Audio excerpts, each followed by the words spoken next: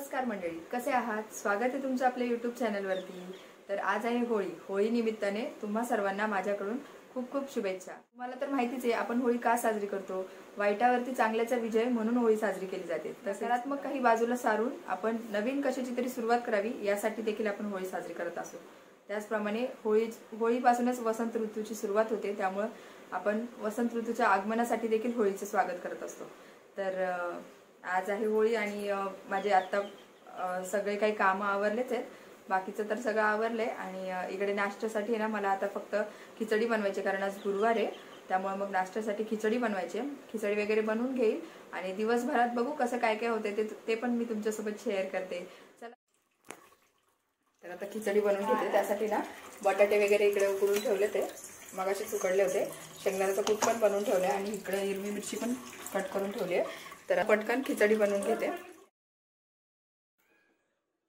पहिले तर आधी मिरची टाकून घेतली आणि बटाटा पण त्यातच टाकत असते मी। उकडलेला असला तरी पण तो त्यातच टाकते, त्यामुळे तो छान तळून पण निघतो आणि छान लागते त्याची टेस्ट अजून। तर खिचडी बनवता बनवता इकडे आई पण काहीतरी बोलत होत्या, मग ते आमच्या दोघींचं बोलणं चाललेलं आणि बोलता बोलता मग खिचडी पण झाली। खिचडी वगैरे खाऊन घेतली आणि होळी म्हटलं ना की पुरणपोळीचं नैवेद्य आणि ते लहानपणीचे ते रंग खेळणं हे सगळं खूप जास्त आठवतं। आम्ही तर काय करायचो, होळी असली की मग संध्याकाळच्या रात्रीच्या ज्या पोळ्या असायच्या त्याच दुसऱ्या दिवशी नाश्ता करायचा आणि जे बाहेर निघायचं की बस रे बस, नुसतं फिरायचं, रंग लावायचा, खेळायचं।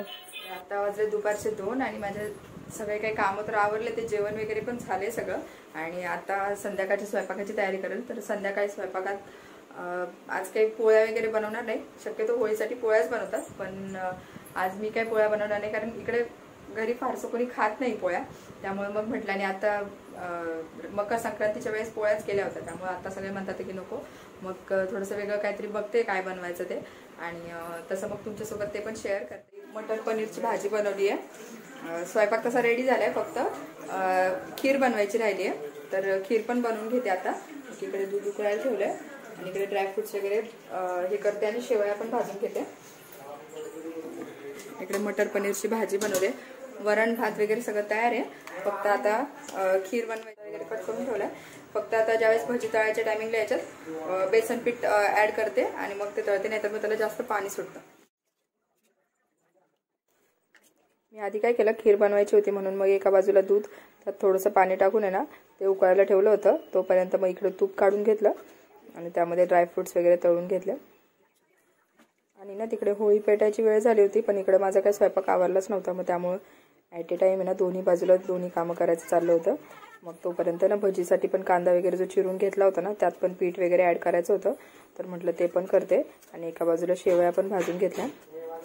शेवया जास्त भाजायच्या नाही, तर नॉर्मलच ठेवत असते मी, जास्त भाजल्या की मग ते कडवट लागतात आणि काळपट दिसतात पण, त्यामुळे ते जास्त नाही भाजायच्या।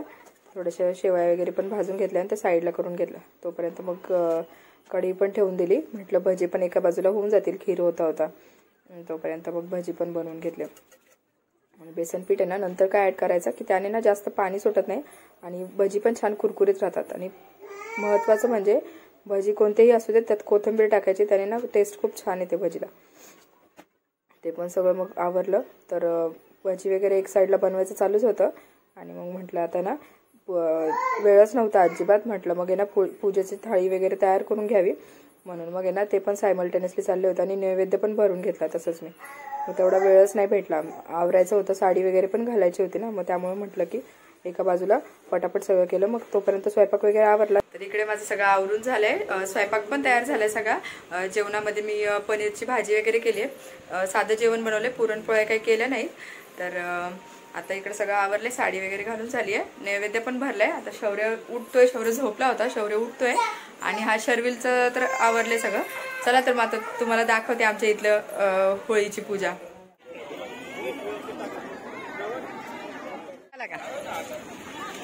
आपलाच आहे का? त्यानंतर ना इकडं भाऊंनी ना होळीतून नारळ काढला होता, तर तेच चाललेलं आणि तो भरपूर पेटलेला होता, मग त्यामुळे तो आईंनी परत आतमध्ये सरकवला आणि दुसरा नारळ काढला. तर हा शर्विलचा बघा काय चाललंय, त्याला पण तो नारळ जसे ते लोक काठीने हे करत होते ना तसंच त्याला करायचं होतं, तो पण खाली उतरला. फ्रेंड्स गुड मॉर्निंग, कसे आहेत सगळे. तर आज आहे धुलीवंदन आणि कालचा ब्लॉग मी आज कंटिन्यू करणार आहे.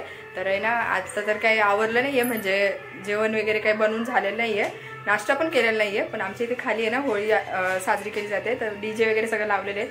तर मग तिकडे पण जाणार आहे थोड्या वेळात आणि ते पण तुमच्यासोबत शेअर करते. आणि तुम्हा सर्वांना धुलीवंदनाच्या खूप खूप शुभेच्छा. आपण जाऊया तिकडे आणि मग मी तुम्हाला दाखवते आम्ही कशी होळी सेलिब्रेट करतोय ते.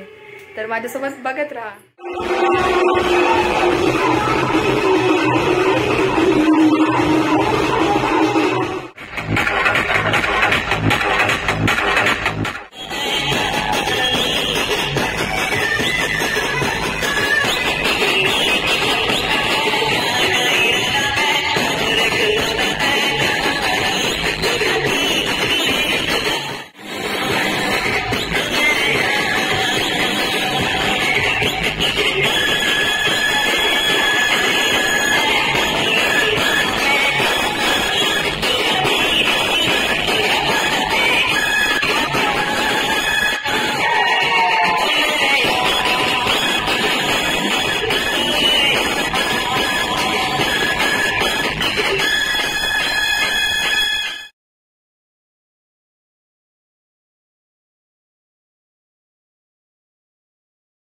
फ्रेंड्स तर आम्ही ना मग अशीच घरी आलो. माझा आवाज जरा खरखर येतोय कारण ना घसा पण बसलाय आणि त्यात आज कलर वगैरे खेळले, ते कलर तोंडात वगैरे गेले ना, त्यामुळे जर अजून जरा घशाला त्रास होत आहे.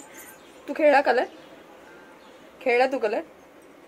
खेळला का सांग त्यांना, खेळला का कलर? हाय केलं तू? हाय केलं? नाही केलं आहे. मग बराच वेळ खाली होतो, पाणी वगैरे सगळं भरपूर खेळणं झालं आणि मग ना आता झोपलो होतो जरा वेळ, आता उठलोय. तर म्हटलं आता व्हिडिओचा इथंच एंड करावा. जर व्हिडिओ तुम्हाला आवडला असेल तर व्हिडिओला लाईक करा, शेअर करा आणि चॅनलला सबस्क्राईब करा. थँक्यू.